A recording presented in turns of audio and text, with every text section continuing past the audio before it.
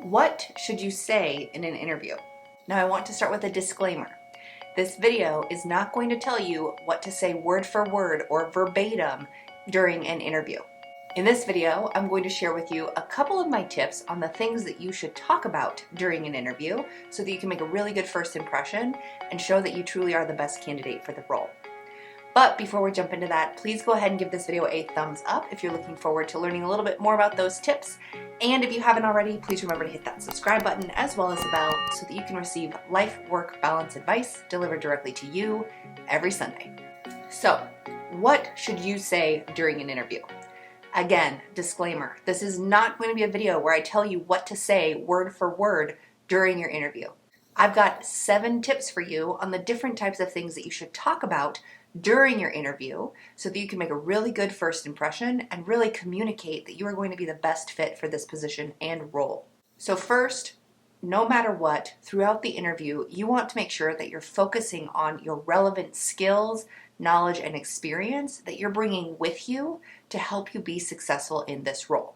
It can be really easy to get caught up in the skills or the experience or training that you don't have, but you don't want to focus on that. That will be a huge red flag to the interviewers if you keep coming back to those things. It will show that you, A, definitely don't have the experience in those different areas, and B, that you might even lack the self-confidence that you could do this actual role. So make sure that with every response to every interview question they ask you, you are fully communicating how you are bringing skills, experience, and knowledge to this role with you. There's a reason you got this interview. You likely impressed them with your application, your resume, a cover letter, things like that, that helped communicate that you do have the possible skills to be successful in this role. So you need to believe that you have those skills and communicate that experience, that knowledge, and the skills that you already have that will help you be successful moving forward. My second tip as to what you should say during an interview is to be honest yet tactful. So there may be some uncomfortable questions they ask you during this interview. They might be asking about why you are leaving your current job or why you left your most recent job. They might ask you about a time when you experienced conflict with a coworker or a supervisor. They also might ask you about your salary expectations. In this case, you want to be honest answering all of these questions, and you also want to be tactful. So when it comes to answering questions about why you left your last job or questions about conflict with a coworker or a supervisor, you want to use real-world experiences that happened to you, and you also don't want to make the other people sound too bad because that will make it sound like you could potentially bring that toxicity with you to this new role. If you talk too poorly or too negatively about other people, that other coworker, a bad supervisor, a toxic work environment, it actually communicates that you might have been part of the problem rather than other people being the problem. So you want to be honest about your experiences and also tactful about how you share those experiences. So for example, if you are about to share an example of a time you experienced conflict with a coworker, you want to objectively describe the situation or the context, kind of why you're sharing this particular scenario. You want to describe the actions that you took to resolve this particular conflict and hopefully share a positive result.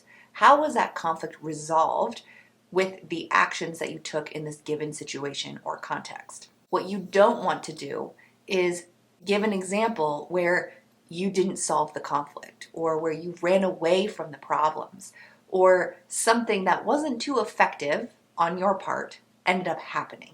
Yes, we all experience moments where we wish we could have handled something differently. And it's also perfectly fine to share those types of situations. What you would want to do in addition to sharing the results in those situations is share your learning experience. What did you learn as a result of this and how might you do it differently in the future?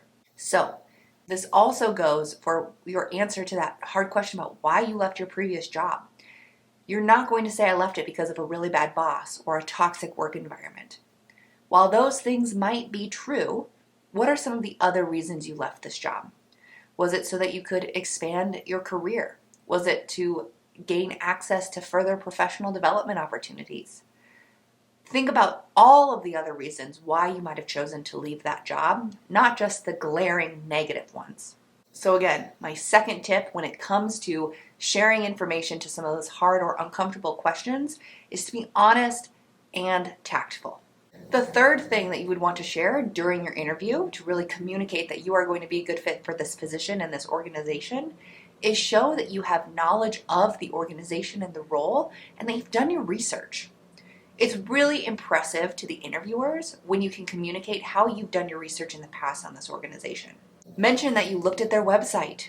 Maybe mention some of the projects that you know that this team or this department or this organization is working on, or some of the initiatives that they're working on.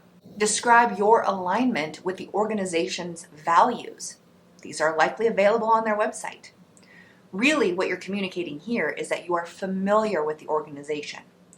You know this organization, you like this organization, you're familiar with the things that they do, their mission, their vision, the things that are important to this organization. You want to be able to communicate that during your interview. The fourth thing that you will want to do during your interview is answer any behavioral or situation-based interview questions with the STAR or the CAR method. I have several videos on how to answer these types of questions during an interview, but essentially the STAR or the CAR method is a very structured way to answer any behavior or situational based question. These questions sound like, tell me about a time when you did X, Y, or Z, or how do you handle this? So when you are asked those types of questions, it's asking you to draw on your previous experiences, previous behaviors that you've engaged in, etc. So you want to make sure that you use this structured response so that you're really focusing on the results. So STAR for STAR, which is situation, task, action, and result, or CAR, which is my personal preference, context, action, result. You want to focus on answering each piece of those different acronyms, but really focus your response on the results that you achieved for each of those responses that you're sharing. The interviewers care more about the results and why it's relevant to them than all of the other mumbo jumbo. So make sure you use these structured types of responses to answer the majority of the interview questions that come at you. The fourth thing that you want to kind of say during your interview is you want to be able to communicate your key behavioral characteristics or traits that are highly desirable to this organization. Now, most organizations, if not all of them, highly value the following traits: flexibility, positivity, being a team player, being motivated and goal-oriented, and being an excellent communicator.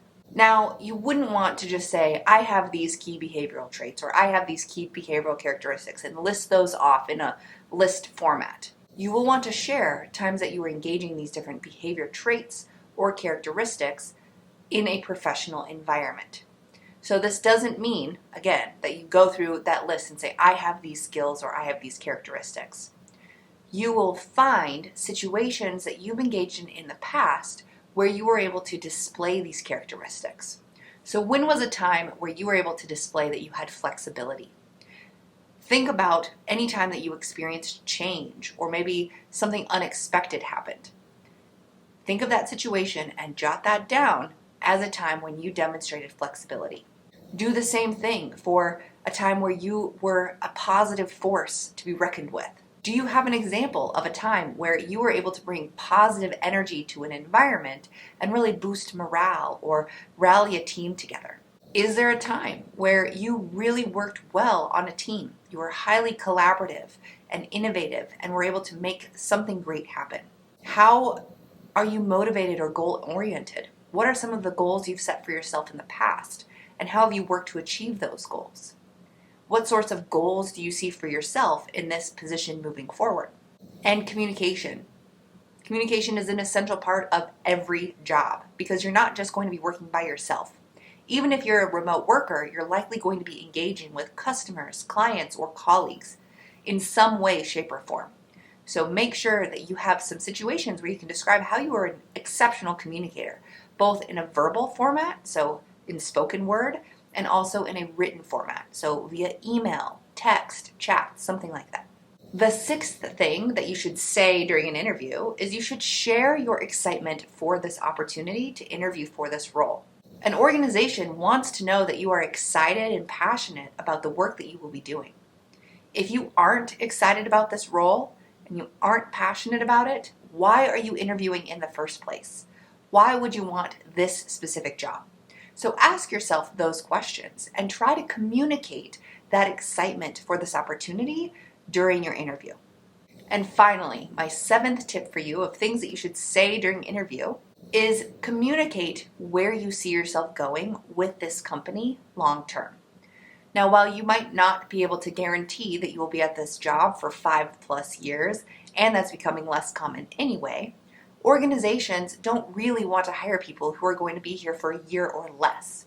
It's a lot of money that goes into the recruitment process, a lot of time and effort goes into the training process.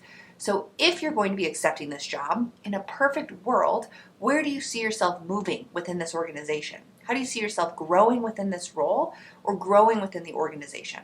Show that you are interested in this internal career growth and that you are striving for professional development. Even if you are in a job that might not have a career ladder, what sorts of things are you excited to engage in to help yourself grow into this new position? So hopefully you found this video helpful. If you did, just remember to go ahead and give it a thumbs up. If you have any questions, comments, thoughts, or ideas on these 7 tips of things that you should say during an interview, please throw them in the comments box below. I love receiving comments. I look at them all and I respond to them each individually. So if you leave me a comment, I will get back to you as quickly as I am able. And as usual, if you haven't already, please go ahead and hit that subscribe button as well as the bell so that you can receive life-work balance advice delivered directly to you every Sunday. Thanks, and I'll see you next week.